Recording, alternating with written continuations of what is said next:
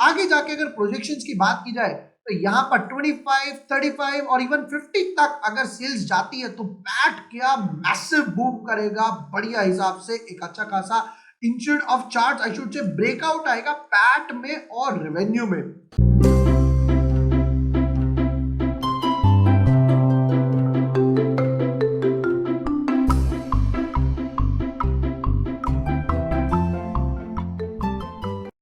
Hi everyone, करने वाले हैं एक बढ़िया से स्टॉक के टेक्नो फंडा एनालिसिस। टेक्नो फंडा एनालिसिस मतलब पहले टेक्निकल पार्ट देखेंगे कि टेक्निकल रीजन क्या है, फिर उसके बाद फंडामेंटल पार्ट देखेंगे कि फंडामेंटल रीजन क्या है, और फिर उसके बाद फाइनली हम देखेंगे इसके लेवल्स।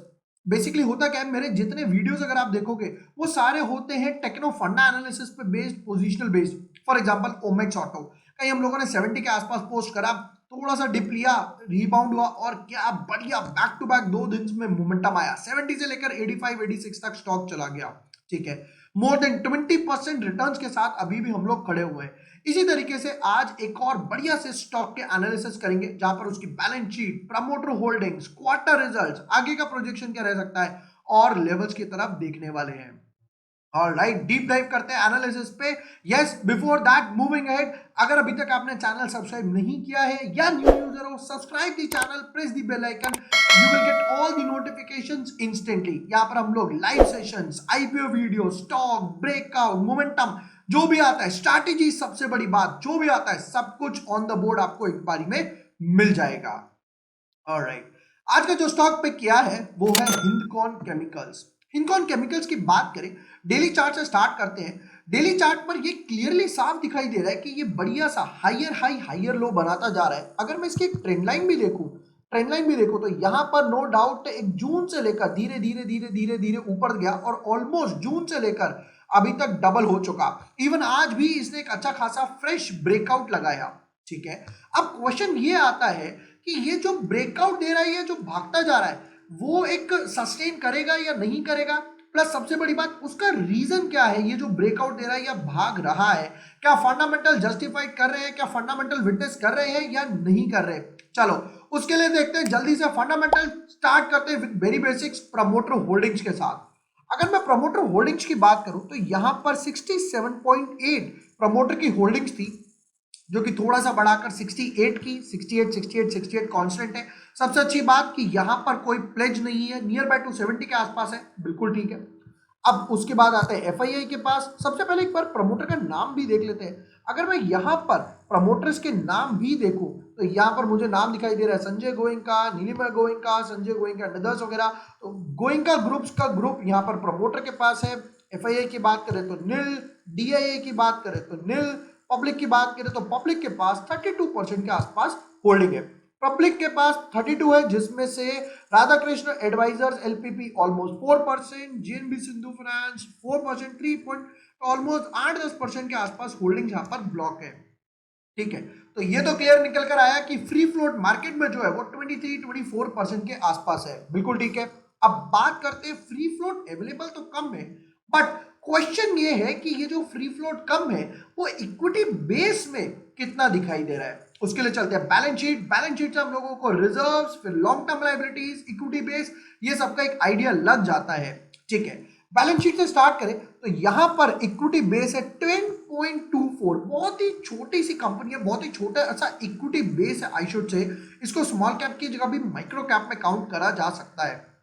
ठीक है, रिजर्व्स की बात करें तो 18.2, फिर वहां से जंप होके हुआ 20, फिर 24, 26। तो रिजर्व्स तो कॉन्स्टेंटली ग्रो कर रहे हैं। ये एक बिल्कुल बहुत अच्छा साइन है यहाँ पर कि रिजर्व्स कॉन्स्टेंटली ग्रो कर रहे हैं, परफॉर्म कर पा रहे हैं।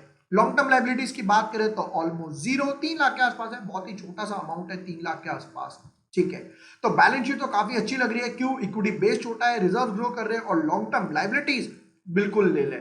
तो तीनों चेक पॉइंट करेक्ट पास हुए। अब देखते हैं कि लॉन्ग टर्म के बाद क्वार्टर रिजल्ट्स क्या बोल रहे हैं, कि हर 3 महीने बाद जो इनके क्वार्टर रिजल्ट्स आते हैं वो क्या बताता है।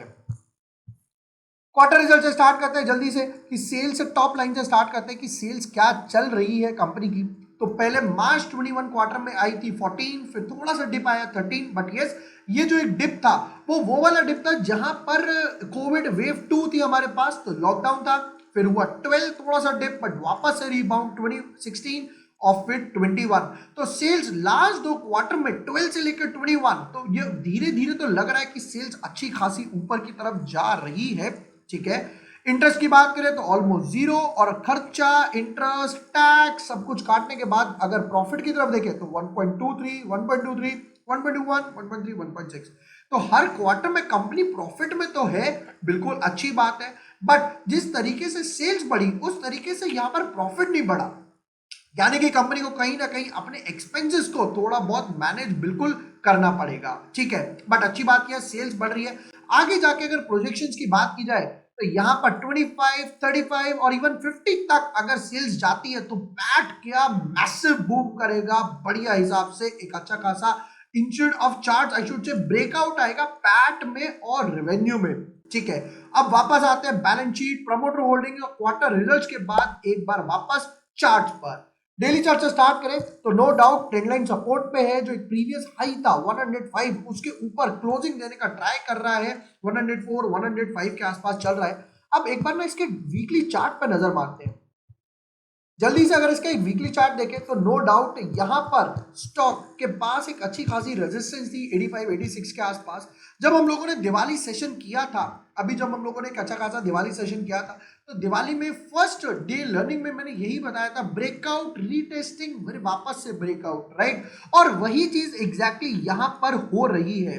यहां पर क्या हो रहा है कि यहां पर 86 के आसपास एक रेजिस्टेंस थी, उसका ब्रेकआउट आया, वापस से नीचे आया, उसके बाद वीकली चार्ट में एक बढ़िया सा इनसाइड बार बना। अब उस वीकली चार्ट के इनसाइड बार का ब्रेकआउट आने का पूरा ट्राई कर रहा है, और ऑलमोस्ट 3-4 कैंडल का इनसाइड बार है वीकली चार्ट पे। तो ये तो अच्छा लग रहा है कि जब इसका ब्रेकआउट सस्टेन करेगा तो क्या बढ़िया सी रैली आएगी। ठीक है, जल्दी से बात कर लेते हैं लेवल्स की। लेवल्स जो मैं यहां पे रखने वाला हूं, स्टॉक ट्रेड कर रहा है 104 के आसपास, जो मैं स्टॉप लॉस रखूंगा वो रहेगा कहीं 80 के आसपास। हम लोगों ने यहां पर बफर भी ले लिया ट्रेंड लाइन से, और जो रीसेंट इनसाइड बार बना था वीकली चार्ट में वो भी बफर पे ले लिया। टारगेट की बात करूं तो मैं टारगेट रखूंगा यहां पर 169, और सेकंड टारगेट रहेगा मेरा 196। दोनों जो लेवल निकाले मैंने गैन और फीबो से लेवल निकाले। ये थे हिंदकॉन केमिकल्स के टेक्नो फंडा एनालिसिस। इक्विटी बेस काफी छोटा है, रिजर्व्स बढ़ रहे हैं, लॉन्ग टर्म लायबिलिटीज नहीं है, सेल्स बढ़ रही है, पैट थोड़ा कांस्टेंट है, पैट में भी ग्रोथ अच्छी खासी देखी जा सकती है। सबसे अच्छी बात ब्रेकआउट, रीटेस्टिंग, फिर वापस से फ्रेश ब्रेकआउट। कोई और भी स्टॉक है जिसके लेवल्स या स्टॉक आपको चाहिए कि मैं यहां पर एक बढ़िया सा टेक्नो फंडा एनालिसिस बताऊं, डिटेल्ड एनालिसिस बताऊं, जल्दी से कमेंट सेक्शन में उस स्टॉक का नाम कमेंट करो। मैं और मेरी टीम इस वीकेंड पे आपके लिए उस लेवल्स को बना कर देंगे। प्लस सबसे बड़ी बात, और भी ढेर सारी लर्निंग आने वाली है हमारे ढेर सारे चैनल्स पे। ऑलराइट एवरीवन, ये थे हिंदकॉन केमिकल्स के एनालिसिस। वीडियो पसंद आए हो तो share with your friends, like and subscribe. Thank you for watching the video.